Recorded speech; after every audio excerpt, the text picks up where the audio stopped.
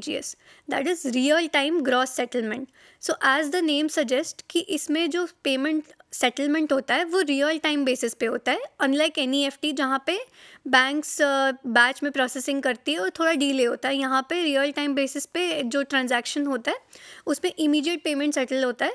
But RTGS की एक condition है कि सॉरी, RTGS के लिए मिनिमम अमाउंट जो होता है that is 2 lakh rupees.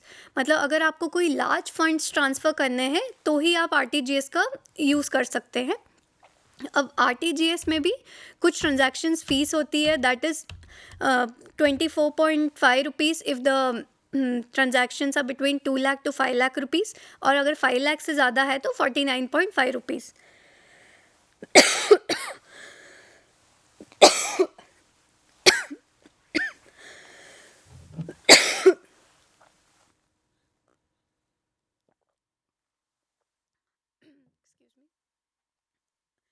Similar to NEFT, इन चार्जेस को भी ये मैक्सिमम चार्जेस प्रिस्क्राइब्ड हैं RBI से, तो इसका भी बैंक्स लोअर रेट चार्ज कर सकते हैं.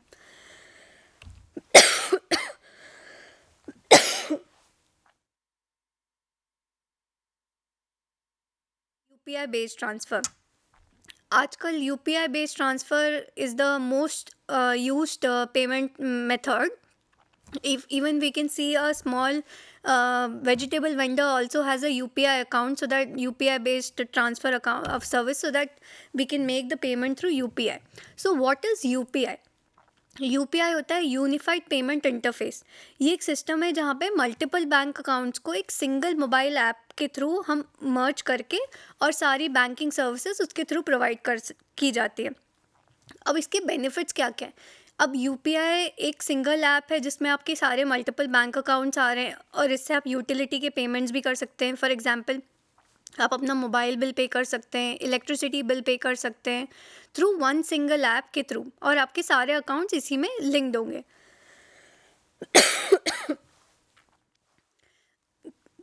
अब हम UPI आजकल बहुत ही पॉपुलर है, क्योंकि इससे क्या होता है, हमें कोई कार्ड, कैश कुछ भी कैरी करने की रिक्वायरमेंट नहीं होती है. हम हमारे मोबाइल के through direct QR code scan करके पेमेंट कर सकते हैं. तो अगर जब और इसमें सेफ्टी भी है, बिकॉज़ ये UPI ऐप्स जो होती हैं ये सिक्योर्ड होती हैं, और इसके थ्रू हम सेफली पेमेंट ट्रांसफ़र कर सकते हैं. अब पहले क्या प्रॉब्लम होती थी कि अगर हम कहीं जा रहे हैं शॉपिंग के लिए, अगर हमें कुछ 15-20 रुपए की चीज़ लेनी है, तब तो राउंडिंग फिगर में हमारे पास चेंज होता था तो हम खरीद सकते थे. बट अगर कुछ 19 या 18 रुपीज़ होता था तो हमें एक्सचेंज में चेंज की जगह चॉकलेट्स दी जाती थी. अभी UPI का ये बेस्ट एडवांटेज है कि अभी क्या होता है कि हम डायरेक्टली 18 या 19 रुपीज़ सामने वाले के UPI अकाउंट में ट्रांसफ़र कर देते हैं, तो जो बचा हुआ हमारा चेंज है वो भी हमारे पास ही आ जाता है. सो इसलिए चेंज कैरी करने की रिक्वायरमेंट भी घट गई है, और इसके यूज़र्स हैं कि ये बहुत ही ज़्यादा यूज़र फ्रेंडली है. सो इसके यूज़र फ्रेंडली होने से हमें क्या फ़ायदा है कि हम कहीं भी इसको कैरी कर सकते हैं.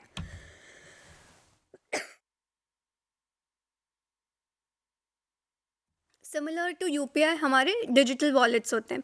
अब डिजिटल वॉलेट क्या होते हैं? Digital wallet is similar to your is a replacement of your traditional wallet.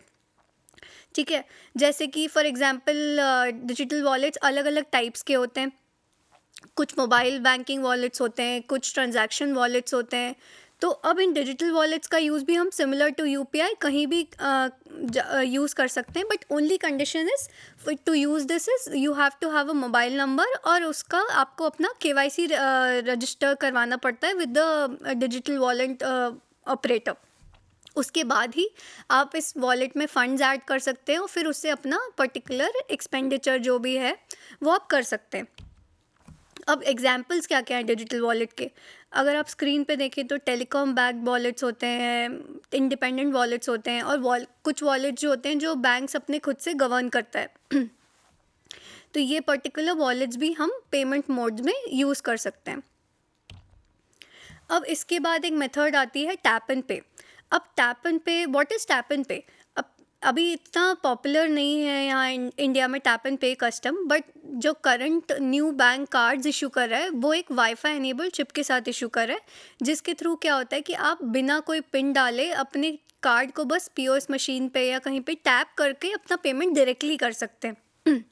But since इसका अभी ज़्यादा यूज़ नहीं है और सिक्योरिटी कंसर्न्स के कारण आरबीआई ने इसकी एक लिमिट सेट करके रखी है कि इसकी लिमिट अभी सिर्फ INR 5,000 रुपीज़ है।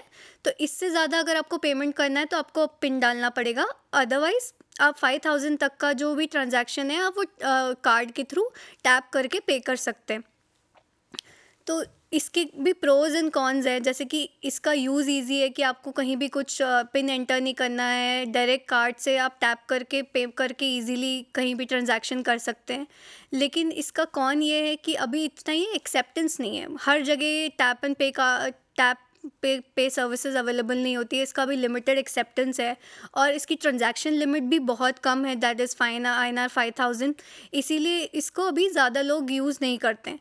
मोर ओवर मैं चाहूँ तो ये 5,000 की जो मेरी लिमिट है इसको भी मैं चेंज कर सकती हूँ अपने बैंक अकाउंट में, बैंक इंटरनेट बैंकिंग के थ्रू। फॉर एग्जांपल मुझे नहीं चाहिए कि मेरे कार्ड से 5,000 भी टैप होके पे हो, so what I can do is I can go into my internet banking and set the limit ki how much amount I want to pay through my tap and pay card, that is, but it can be only up to maximum 5,000, that is the limit prescribed by RBI, sorry. Now if you see, there are digital payment helplines also where you can visit and take guidance on how to use the digital payments available. So these are the helplines and the channels available which you can visit for any assistance relating to the digital payments.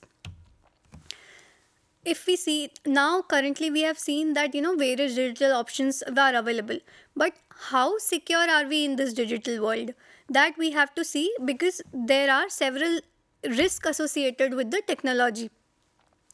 Security is the foremost concern currently in the banking industry, because currently if you see, there are so many frauds or banking frauds happening. So we need to understand what are these kind of frauds and how we can protect ourselves from these frauds. So first we'll see, first is manipulated text and calls claiming to me from your bank. So if you might have heard, some people have complained that people are calling from pretending to be calling from their banks, and they are calling as in to ask your account has been hacked. So what you will do in the case of urgency, you will try to respond, right, that you will provide their details, but you need to be careful that banks do not call for asking your account details. So you need to be careful in this regard, and do not share your account passwords or details with anybody calling you pretending from your bank address. Moreover, along with this, sometimes you might have heard phishing attacks. So phishing attacks is what?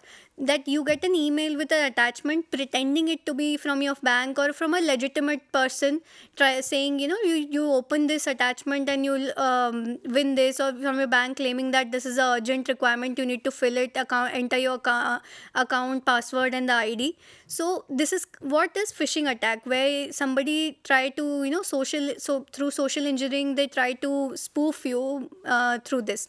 So you need to be careful, and you need not share any attachments like this, because even if you don't enter your ID password, even if you just open the attachment, they can infect the virus in your system, through which they can enter into your system and get your all personal details. So it will be like a identity theft along with the other financial details theft which you may face. Other than this, if we see, there are physical phone theft and hacking. So if you see, if your phone is lost, so it is a very good chance for the people to sell the data if through the lost phones. So what you can do to prevent this is, you can every smartphone has this option that if your phone is lost or stolen somewhere, what you can do is you can log in into your phone ID password through other internet banking, and you can just click on erase data. So it will erase all the important details on your phone, so that the hacker cannot take charge of your phone and the details within the phone. Because as we have earlier seen that now everything is in our phone, even our mobile details, our banking details through UPI and wallets. So those all details will be erased on a single click if you opt for those services, if your phone is lost. That's how you can prevent yourself from falling into this prey. Now, other than this, there is several other methods like key logging. What is key logging? So, key logging is nothing but a kind of a malware which the hackers get into your system, through which they read every activity which is happening on your phone. Suppose अगर आप अपने phone में कुछ भी type करें, for example किसी का contact number है या किसी को अपने पासवर्ड्स भेज रहे हैं किसी चीज़ से related, even not even banking, other passwords, हर कुछ चीज़ जो आप भी कर रहे हैं वो की लॉगर्स के थ्रू वो हैकर आपकी सारी डिटेल्स को रीड कर सकता है कि आप क्या टाइप कर रहे हैं अपने फ़ोन में.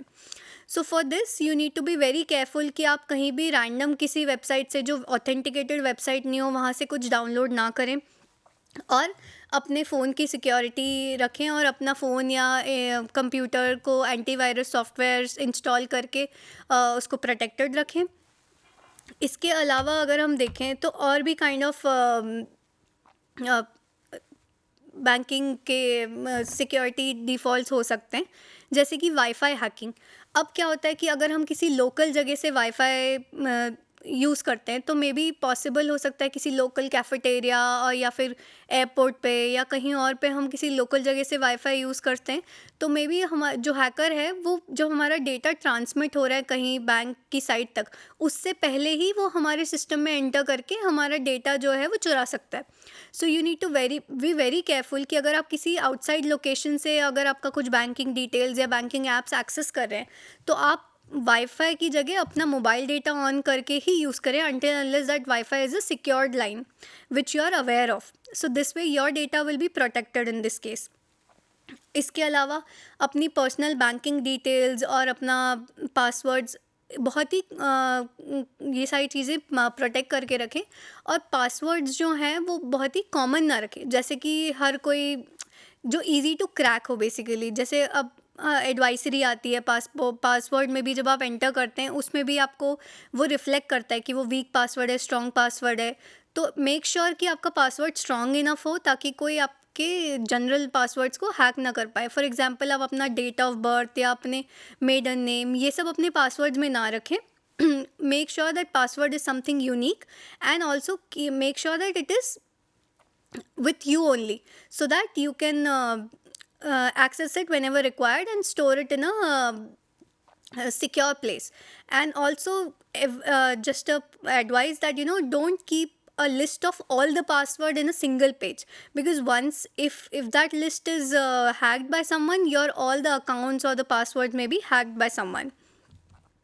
So डिजिटल फाइनेंस सिक्योरिटी के लिए अब हमको क्या क्या करना चाहिए? सिमिलर एक सेफ़ ईमेल आईडी होना चाहिए, स्ट्रॉन्ग पासवर्ड्स जैसे कि हमने अभी डिस्कस किया, पासवर्ड हमें स्ट्रॉन्ग रखना चाहिए. हमेशा मल्टी फैक्टर ऑथेंटिकेशन यूज़ करना चाहिए. फॉर एग्जांपल आप किसी भी ऐप में लॉगिन कर रहे हैं तो यू शुड इंश्योर कि आपके पास एक OTP आ रहा है, उसके थ्रू ही आप लॉगिन कर पा रहे हैं. फॉर एग्जांपल मैं अमेज़ॉन में अगर मेरा अकाउंट है तो अगर 4 लोग यूज़ कर रहे हैं तो वो कोई 5वां इंसान यूज़ ना करे, तो what I can do is I can set a limit कि जब भी कोई लॉगिन करेगा तो I will get the OTP that is, and I can log in only after that. So you need to keep all these things in your mind, and all these things in your mind ताकि आप financial services को use करते रहें लेकिन with your safety.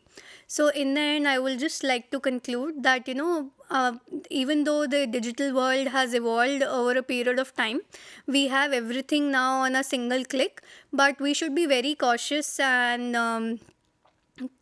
think before sharing passwords or account details with anybody, even though if it is your family person or any other person. Thank you so much.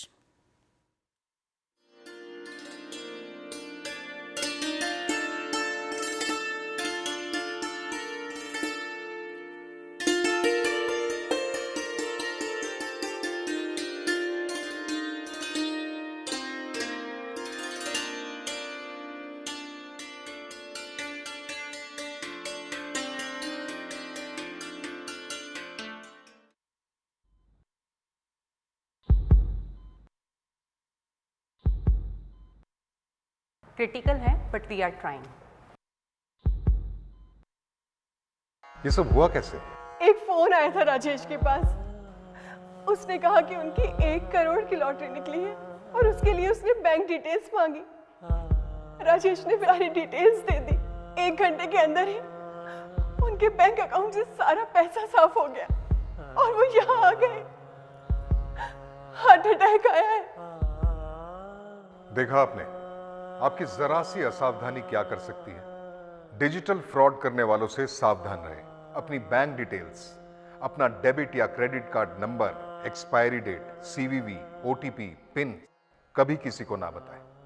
सावधान रहें, समझदार बने।